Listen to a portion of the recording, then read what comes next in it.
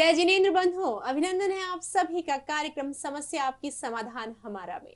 लगातार आपकी समस्याओं का समाधान तो कर ही रहे हैं, साथ ही आपको बता रहे हैं कि सिर्फ ज्योतिष वास्तु ही नहीं, आपके कर्म भी आपके उन्नति के लिए सहायक होते हैं। आजकल विज्ञान भी इन चीजों को मान रहा है। कैसे? लगातार इस कार्यक्रम के माध्यम से हम आपको बताते जा रहे हैं, क्योंकि हमारे साथ स्टूडियो में हर बार की तरह आज भी उपस्थित हैं इंडिया के ही नहीं, दुनिया भर के जाने माने, जिन्होंने न जाने कितने अवार्ड्स अपने नाम किए हैं, न जाने कितने रिकॉर्ड्स अपने नाम किए हैं। जी हाँ, मैं बात कर रही हूँ विश्व ज्ञाता पंडित अजीत शास्त्री गुरुजी की। तो सर्वप्रथम कार्यक्रम में अभिनंदन करेंगे गुरुजी का। गुरुजी जय जिनेंद्र, स्वागत है जय आपका। जिनेंद्र, बहुत बहुत धन्यवाद जी, बहुत बहुत धन्यवाद। गुरुजी, मैं जानना चाहूंगी कि आपके पास विदेशों से भी कॉल्स आते हैं, आप वहां भी जाके प्रतिष्ठाएं कराते हैं, प्रवचन देते हैं। क्या गुरुजी, जितनी भक्ति और जितने धर्म के प्रति प्रेम हिंदुस्तानियों में होता है, विदेशों में भी क्या वही भाव है?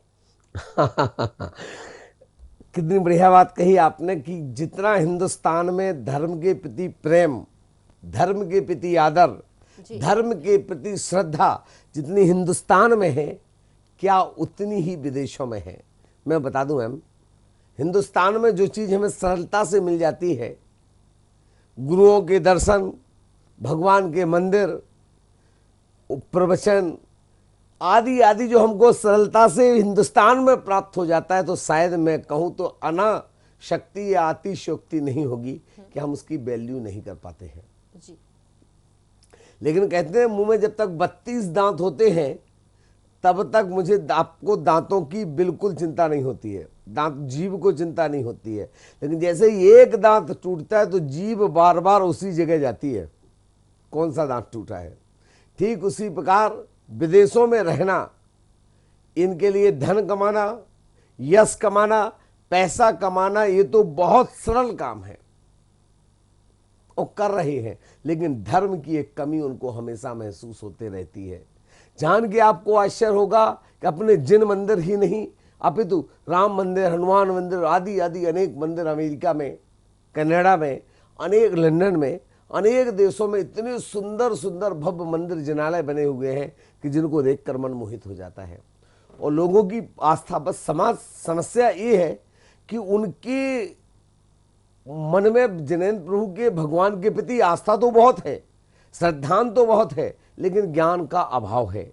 इसके कारण वो उतनी पूजा पाठ नहीं कर पाते, लेकिन श्रद्धान अटल है। मुझे ध्यान आता है, मैं पिछले कोरोना काल के पहले लास्ट मेरी विजिट फॉरेन की अगर हुई थी, वो कुवैत हुई थी। कुवैत में प्रभात-ए-राज पर्यूषण पर्व के 8 दिन। कुवैत में भी है जी। कुवैत में आपको बताऊं, प्रभात-ए-राज पर्यूषण पर्व में 8 दिन और 10 लक्षण पर्व में 10 दिन। वहाँ पर लगभग 300 जैन धर्म के घर हैं। वहाँ पर इतनी विपरीत परिस्थितियां होने के बावजूद भी वो अपने धर्म को छोड़ते नहीं हैं। धर्म के प्रति उनको आस्था है, धर्म के प्रति श्रद्धा है। सारी विपरीत परिस्थितियां होने के बावजूद भी वो कभी धर्म से विमुख नहीं होते हैं। और एक प्रसंग मुझे याद आता है, एक बच्चा कनाडा में पढ़ता है, रहने वाला कुवैत का, जन्म उसका कुवैत में हुआ, कनाडा में पढ़ने लगा।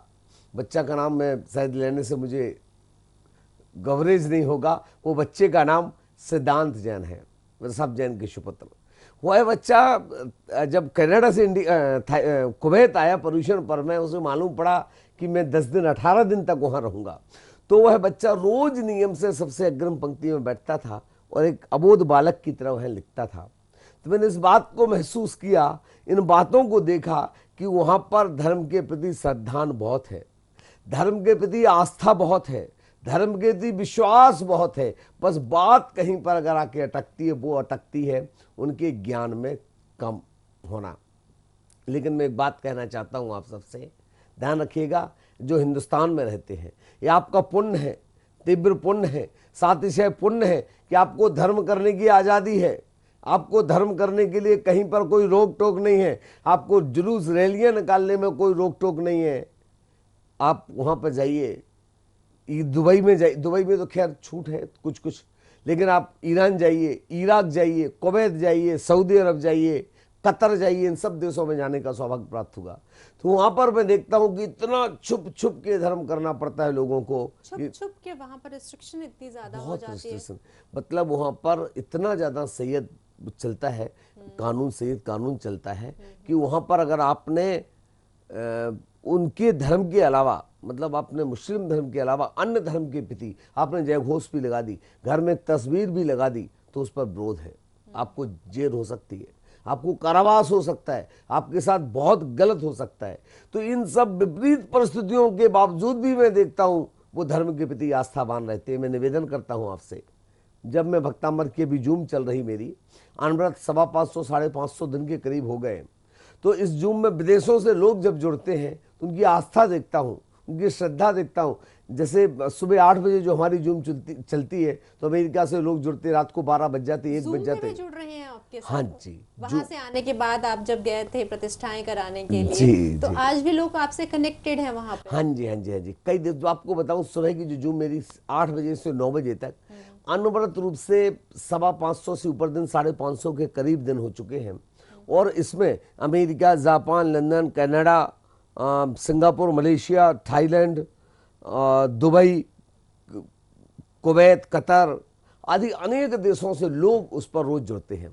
और लोगों की, आपको आश्चर्य होगा, सुबह 8 तो इंडिया में बजे होते हैं, कहीं पर रात का 1 बजे हैं, कहीं रात के 2 बजे हैं, कहीं रात के 2:30 बजे हैं, कहीं रात के 11 बजे हैं। उसके बावजूद भी 2-2 बजे रात तक जाग के स्पेशल उस प्रोग्राम को अटेंड करते हैं, फिर जाकर सोते हैं और सुबह उठकर उनको पूरी दिनचर्या करनी पड़ती है। इसी को कहते हैं धर्म के प्रति सच्ची लगन और प्रभु के प्रति सच्ची भावनाएं। बिल्कुल गुरुजी, बहुत सारे जैसे आपने एक्सपीरियंस यहाँ पर बताया, एक बालक का आपने बताया, बहुत सारी ऐसी चीजें और भी होती होंगी, क्योंकि अगर वहां पर जन्म लिया है, वहां पर पल रहे हैं, बड़े हो रहे हैं, उस स्थिति में कहीं ना कहीं वहां का कल्चर लोग अपनाते होंगे ज्यादा, क्योंकि वहीं से भ्रमित होके तो हिंदुस्तानी अपनी पूजा भक्ति भूलते जा रहे हैं। तो उस स्थिति में बात करूं, कितना प्रतिशत आपको लगता है कि सच्ची भावना, एक तो होता है कि पेरेंट्स के दबाव में कि हमें बस गुरुजी आए हैं तो हमें उनसे मिलना, उनके प्रवचन को सुनना है, क्या उन्हें सचमुच जो आप भक्तांबर श्लोक उनके सामने बोलते हैं, उनको बताते हैं कि इसके माध्यम से किस तरीके से आपकी समस्त प्रॉब्लम्स दूर हो सकती हैं, उन्हें सच में समझ भी आता है? सच्चाई ये है कि शुरुआत में उनको ये विषय समझ में नहीं आता है, उनको लगता है ये विश्वास करने का विषय नहीं है, ये तर्क करने का विषय है। लेकिन समस्या यहाँ पर आकर के अटकी है कि हमारे पास आज के युवाओं के प्रश्न बदल चुके हैं, लेकिन हमारे पास उत्तर वही रटे रटाए हैं। समस्या ये सबसे बड़ी बात है। मैं निवेदन करता हूं सबसे कि समय बदल चुका है, युवाओं की सोच बदल चुकी है और हमारे पास उत्तर वही रटे रटे हैं और प्रश्न चुकी बदल चुके हैं। एक मुझे प्रसंग याद आया, ये राम एक श्याम, 2 अच्छे मित्र थे। राम पढ़ाई में जितना होशियार, श्याम पढ़ाई में उतना ही कमजोर। लेकिन श्याम की किस्मत इतनी जबरदस्त थी कि राम जहां पढ़ने को एग्जाम देने को बैठता था, ठीक उसके पीछे श्याम का नंबर आता था, रोल नंबर, और राम जो लिखता श्याम भी वही लिख देता। और यही कारण था कि राम तो टॉप मेरिट में आता, श्याम भी राम के चक्कर में टॉप आ जाता है। धीरे धीरे पढ़ाई हो गई, स्कूलिंग हो गई, अब कॉलेज की बारी आई। दोनों ने एक ही कॉलेज में एक ही सब्जेक्ट में एडमिशन ले लिया। राम कॉलेज में भी नंबर 1 और श्याम की किस्मत कॉलेज में भी राम के पीछे बैठने का सौभाग्य मिला। राम जो लिखता श्याम भी वही लिखता। दोनों की एजुकेशन पोस्ट ग्रेजुएशन हो चुकी, दोनों ने मास्टर्स ले लिया, सब कुछ पढ़ाई हो गई। उसके बाद अब नौकरी की बारी आई, अब रिटर्न एग्जाम देना था। किस्मत से श्याम की किस्मत फिर चमकी और राम के ठीक पीछे श्याम का रोल नंबर आ गया और श्याम ने फिर रिटर्न में टॉप कर दिया। बात यहां तक ठीक था, गड़बड़ अब होने वाली थी।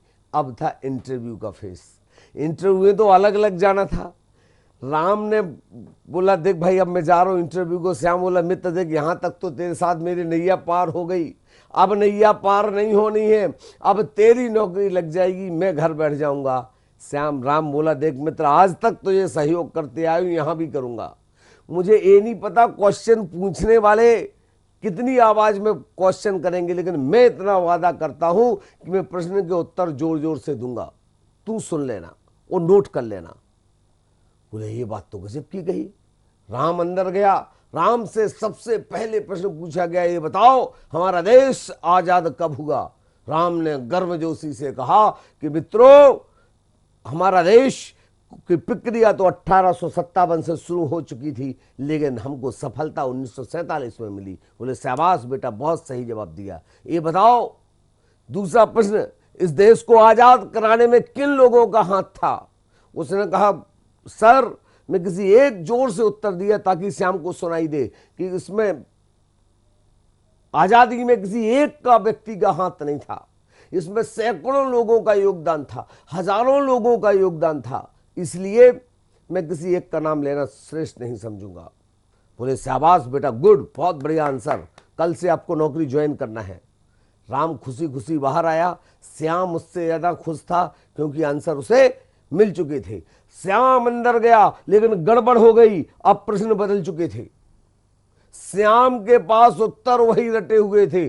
श्याम से पूछा गया सबसे पहला प्रश्न कि आपको जवाब देना, आपका जन्म कब हुआ। उसने जवाब दिया सर, पहला प्रश्न रटा हुआ था, प्रक्रिया तो 1857 से शुरू हो गई थी, लेकिन सफलता 1947 में प्राप्त हुई। बोले नालायक, कैसी बात करते हो, तुम्हारे पिताजी का क्या नाम है। बोले सर, दूसरा उत्तर भी रटा हुआ था, इसमें किसी एक का योगदान नहीं है, बहुत सारे हजारों लोगों का योगदान, इसलिए किसी एक का नाम लेना श्रेष्ठ नहीं होगा। बोले नालायक, तुझे नौकरी से निकाला जाता है। मैं निवेदन करता हूं आपसे, हंसने की बात नहीं है, आनंद के बात, समझने की बात है। यही हमारे पास है, हमारे पास उत्तर रटे हुए हैं, लेकिन प्रश्न बदल चुके हैं। और यही कारण है कि युवा धर्म से नहीं जुड़ रहा है। युवाओं को धर्म से जोड़ने के लिए हमें अपनी उत्तरावली बदलनी पड़ेगी। जैसे प्रश्नावली बदली है, ऐसी उत्तरावली अगर हम बदल दें तो आज युवा धर्म से बहुत ज़्यादा जुड़ेगा। विदेशों में जब जाता हूँ डेजी मैम, आनंद आएगा आपको सुनकर के। बच्चे कहते क्या है, व्हाट इज दिस। फिर उनको समझाओ बेटा एक काम करना, तो एक दिन आजा मेरे पास। उसको एक दिन बुलाता हूं, उसके अनुरूप जब धर्म को विज्ञान के साथ जोड़कर, तथ्यों के साथ जोड़कर बैठाता हूं, तो विश्वास करिएगा इतना श्रद्धान, इतनी आस्था उनकी जुड़ती है कि रोज जो बच्चे ने कभी जीवन में जिनेंद्र भगवान का दर्शन नहीं किया, वो बच्चा नियम से रोज नित्य दर्शन करता है, पूजन करने लगता है, अभिषेक करने लगता है। ये श्रद्धान है, उनके अंदर ज्ञान तो है, अनंत ज्ञान उनके अंदर है। उस ज्ञान को प्रकाशमान करने के लिए जरा सा पिंच करना पड़ता है, वो प्रयोग होता है। जी बिल्कुल। गुरुजी, जैसे आपने बताया कि जिन मंदिर होते हैं लेकिन प्रतिष्ठा नहीं हो पाती है वहां पर, तो उसके लिए भी आप जाते हैं वहां पर। तो फर्स्ट टाइम ऐसा क्या हुआ था कि आपने ठान लिया नहीं मुझे विदेशों में भी जाना है, क्योंकि अभी जैसे कि प्रोग्राम से पहले आप मुझसे बता रहे थे कि बहुत सारे आपके अपॉइंटमेंट है, आने वाले समय में जाना है, तो ऐसा क्या है प्रेम, धर्म, भक्ति के अलावा जो आपको वहां पर खींचते हुए आ रही है। आपने कहा नहीं, ज्योतिष और वास्तु तो मैं अपने ऑडियंस को समझाने के लिए, वैज्ञानिक तथ्य के साथ उनको बताने के लिए कि ये गलत नहीं है, ये आपकी जिंदगी, आपको समझना होगा। इसके अलावा मेन फोकस आपका प्रवचन और प्रतिष्ठाएं करना ही है। तो क्या अट्रैक्ट किया आपको, नहीं मुझे विदेशों में जाके करना ही करना है। विदेशों में भी जाकर करने की जगह अब मैं इसको बदल चुका हूँ, विदेशों में ही जाकर करना है। भी की जगह में नहीं लगा दिया है। उसके पीछे कारण है, मैं आपको बता दूं कि विदेशों में लोगों के प्रति श्रद्धा है, लोगों के अंदर आस्था है, उनको क्यूरियोसिटी, उनको सीखना चाहते हैं, बहुत कुछ प्राप्त करना चाहते हैं। लेकिन हिंदुस्तान में सबसे बड़ी मजबूरी है कि धर्म तो बहुत है, दिखावा तो बहुत है, लेकिन कई बार हम अंतस से नहीं पाल पाते। लेकिन वहां पर उन लोग को पुशअप करने की जरूरत है। दूसरी बात, तीसरी बात मैं आपको बता दूं, विदेशों में सबसे बड़ी बात मैंने एक बात जो देखी है, वो बात ये देखी है, जो बात एक बार उनको बता दी जाए उसको वो अनन्य श्रद्धा करते हैं। बिल्कुल बिल्कुल। चूंकि वहां पर प्रतिष्ठाएं इसलिए संभव नहीं हो पाती कि वहां पर दिगंबर मुनिराज नहीं जा सकते। दिगंबर मुनिराज ना हवाई जहाज में जाएंगे, दिगंबर मुनिराज ना वहां पर ट्रेन में जाएंगे, ना गाड़ी से जाएंगे, वो सिर्फ पैदल विहार करते हैं। और समुद्रों को 7 समंदर पार जाना है तो उन्हें कुछ ना कुछ साधन की जरूरत पड़ेगी। तो ऐसी स्थिति में प्रतिष्ठाएं होती हैं, लेकिन प्रतिष्ठाएं भट्टारक स्वामी जी जाते हैं और वहाँ पर जाकर जब हम लोग प्रतिष्ठाएं करते हैं तो उनमें उन लोगों का बड़ा योगदान होता है।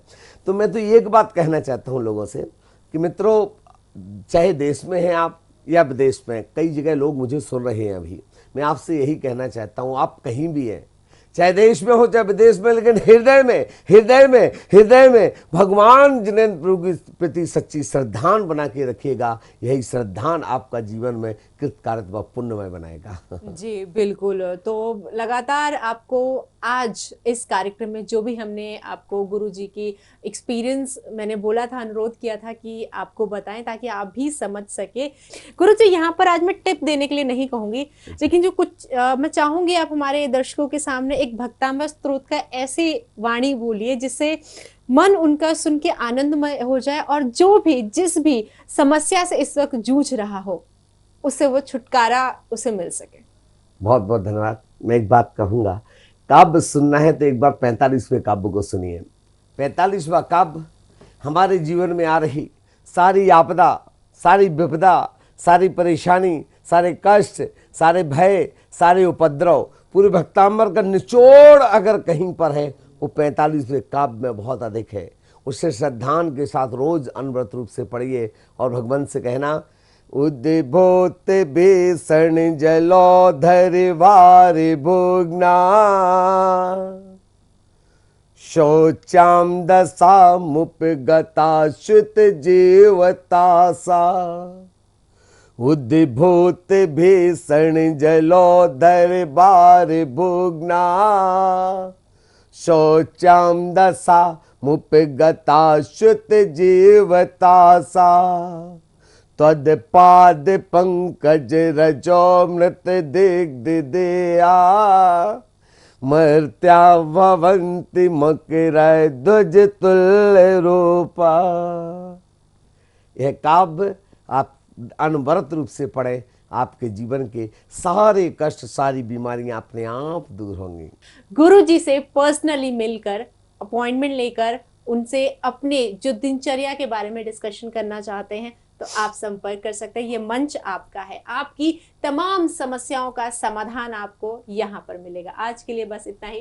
गुरु जी बहुत बहुत धन्यवाद। बहुत बहुत धन्यवाद। Thank you very much. बहुत बहुत जय श्री राम।